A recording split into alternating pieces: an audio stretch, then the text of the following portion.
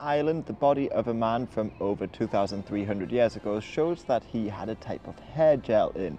Now this was made out of plant extract and pine resin, but the plants involved could only have came from northern Spain, so he would have spent a hell of a lot of money getting this hair gel in order to wear his hair in a man bun, essentially.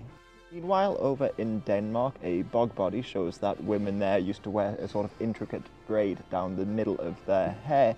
And there was Diodorus Siculus, and he said that the Gauls had blonde hair, but it wasn't naturally blonde. He said that they used to wash their hair in lime in order to colour it and pulled it back so it looked like the mane of a horse. And if you look at the dying Gaul statue, you'll see that the Gauls did in fact have spiky hair. And the Burgundians, according to Sidonius, used to wash their hair in rancid butter and keep it long.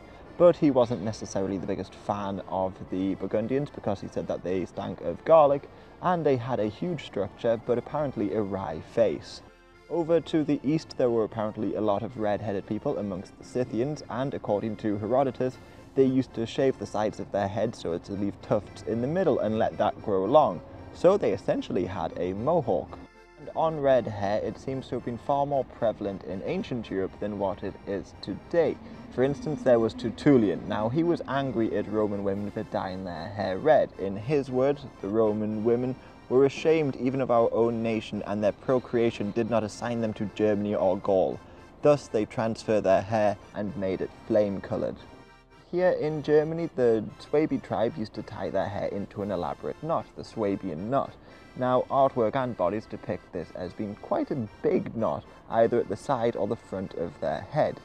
Barbarians weren't necessarily shaggy-haired people. They had quite elaborate haircuts, and you could probably tell each tribesman apart based solely on the way he wore his hair, but nothing compares to the upper-class Romans.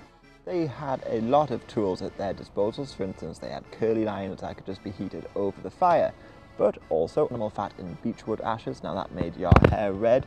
Saffron made it gold. A paste of herbs, worms and pigeon dung prevented it from graying, and rotting leeches made it black. And although the men largely kept their hairstyles pretty tame, the women often curled it at the front and wore braided at the back or had a huge knot at the front. They had some pretty elaborate hairstyles, but I'm no hair expert, so I don't know how these styles were achieved.